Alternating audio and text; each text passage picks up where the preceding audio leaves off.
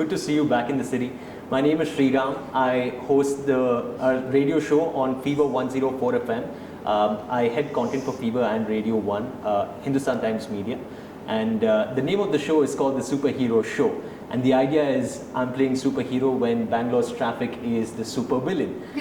So my question has something to do with mobility, and since energy has so much to do with mobility and crude oil as well, is there anything you may want to say to a potential new car buyer who is looking at investing in buying a brand new vehicle, who is well aware that there are plenty of developments happening in the electric and hydrogen car, and at the same time you mentioned that you traveled in metro. Today, on the way to the airport. So what would you like to say to the city that's scarred with traffic? Bangalore mein do cheez bahut famous hai, the weather and the traffic. And us. Look, I admire young people. I admire the medium, because you reach those people who normally people say they are not political, they are ideologically neutral. That is both good and bad. Let me start at the beginning. सरकार क्या चाहती है? सरकार ने एक 2006 में urban transport policy बनाई जो अभी तक है. Efficient management of the urban space for transporting people, not vehicles. I'm simplifying it. Yeah. You'll forgive me, I might oversimplify it. Ideally, any city, any big metropolis like Delhi, Bangalore, Tokyo, New York, by virtue of the fact that people who come to these cities are also great contributors to the GDP, to economic progress, they will have invariably multiplicity of choice. If you have an efficient urban transport system in the form of the metro, you've given them a choice. True. Therefore, if I were a young professional who has to commute, and I live in a city which has a good rapid rail or a metro, I would look at that as a given, and I would exercise my residence location choice based on commuting time to my listing. A lot of people who work in Manhattan don't need to live in Manhattan, because, you know, for young people, you know, real estate prices when they start their careers are not attractive, and yet for the same amount of money you live in the suburbs, you get fantastic same value for money, a much better value for money. What we have done in India on the metro front, 2002 में शुरुआत हुई. कलकत्ता में थी, पर वो metro नहीं है, वो ट्रेन, वो रेलवेज की है. Today we have reached 830 kilometers or so. Yeah. We are today the 5th largest metro system. आने वाले कुछ दिनों में we'll become the 4th largest, and with all these pipelines we'll become the 3rd largest.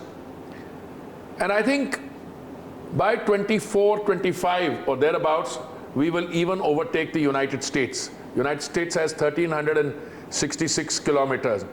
In India, we have 830 kilometers operational, another 1,039 under construction. So when that comes on board, China will be way ahead because it is 8,000 kilometers. Hamari, when we overtake US, we'll be at 1,500 because 1,039 under construction and 800. So we are up to 2,000 kilometers we'll go. After that, depends on choices. Now, there is 2-3 competing things on if you want to give somebody advice. One is efficiency. Efficiency as a function both of time, cost, and convenience. Right. You will never be able to reach a situation where you can tell somebody, "Yeah, don't drive your personal car." They will. They will. They will burn more fossil fuel, or they will even electric vehicle, they will do it, but he prefers to be in his car. And after COVID, a lot of people are coming and today coming out with a sense of vengeance. Your roads are chock-a-block full. I'm not talking about Bangalore. It is. I'm in Delhi. Yeah, that's why I took the generally. metro today. It Yeah. took me 16 minutes from Shivaji Stadium to Indira Gandhi International Airport. 16 minutes. If I had done by car, it would have taken 45 minutes. And the cost of the metro, one ticket, 60 rupees. Yeah. If you're driving a 1000cc car, it will be 200 rupees. 2000cc big car, it would be 300 plus. If you take an Uber, Ola or an Uber, it will be 340, 400 rupees. Yes. My advice,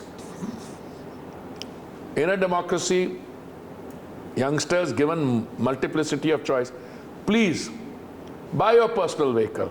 But when you buy a personal vehicle, the world is switching to biofuels, the world is switching to electric mobility, the world is switching to CNG. You know, CNG, everybody said, but महंगा हो गया CNG में industry में कुछ overall growth in 10%. So I'm not saying, look, I am not a commercial lobbyist. Stop buying petrol or diesel. No, I'm looking at it in terms of the environmental positive impact. My personal vehicle was bought in the year of the Lord 2014.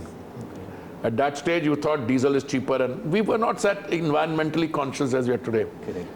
Time has come to replace it. So I tell my OMCs, I said, I'm going to buy an electric vehicle. So how can you ditch us?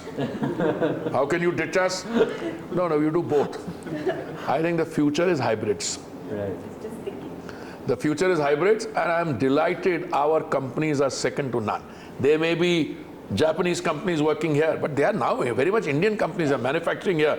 So you will have flexi-fuel cars coming in, you will have hybrid cars coming in, you will have electric vehicles coming in. So my advice to anyone is exercise your choice as per price, affordability, comfort, and today for every youngster, as I see in all of you, a very strong sense of saving the planet from the kind of devastation that the previous generation subjected it to. Thank you, sir.